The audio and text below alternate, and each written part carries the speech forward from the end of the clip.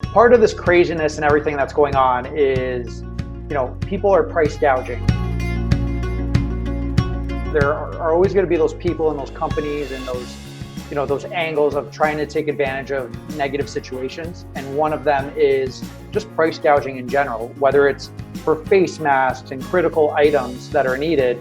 We have that arena, but we're also seeing it trickle into our world when it comes to the air freight model, right? Like you're seeing it firsthand, and the quotes that we're dealing with and what's going on. It's actually disgusting on what they're doing and why. But let's talk a bit about that.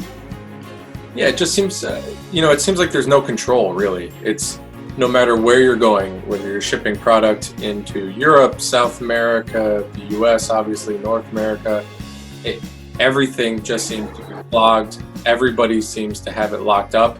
And now all of a sudden there's surcharges and extra port fees and maintenance fees and all these additional fees on there that are now causing our air freight to be 4, 5, 6. We've even seen, almost 9x on what it typically should be. All blaming it on taking advantage of the situation, blaming it on supply and demand. All the typical expected wording you would get from that. But I mean, ultimately, what it boils down to is that price gouging. Yeah, and the good news is situation.